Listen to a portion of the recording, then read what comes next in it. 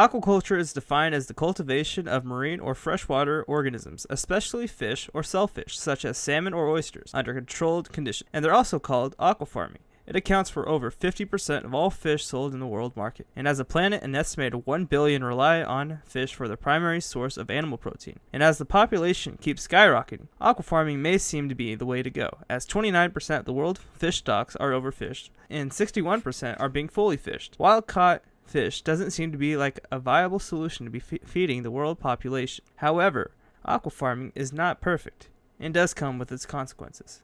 In fact, aquaculture is far from perfect. After the fish are subjected to growth hormones and antibodies, the fish have to deal with overcrowding as they bump into each other as farmers pack as many fish possible in order to achieve greater profit. As large farms can span the size of 4 football fields and can contain more than 1 million fish. As the fish are being crowded, the larger fish bully the smaller fish to injury or even death. Nearly 40% of all farmed fish die before they are ready to be slaughtered. The ones that do survive are subjected to high rates of disease and parasitic infections, causing nearly 40% of farmed fish to be blind. The trade being made for this isn't fair either. For every 5 pounds of fish meal, 1 pound of salmon is produced.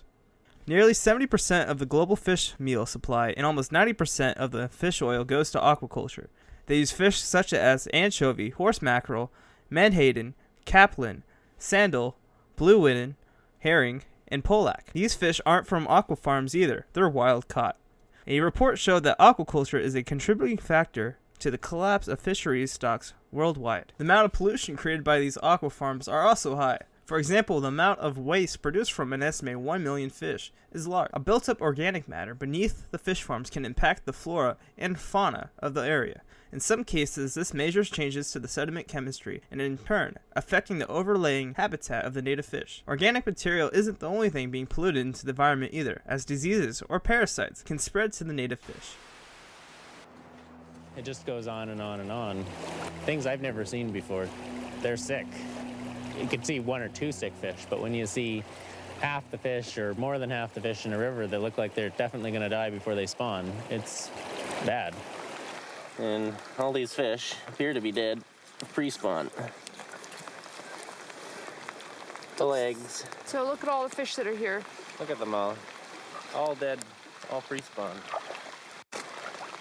It's pretty obvious that there's something going on. If you've actually walked any of these rivers or gone fishing, I don't think they're all dying necessarily of the same thing, but they're definitely dying of disease.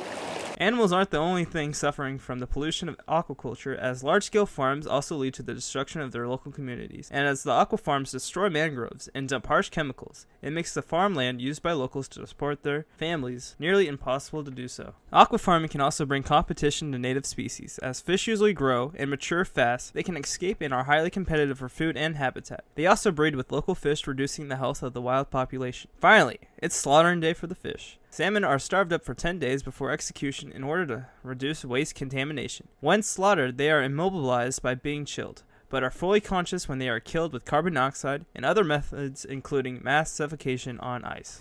But how can we fix this?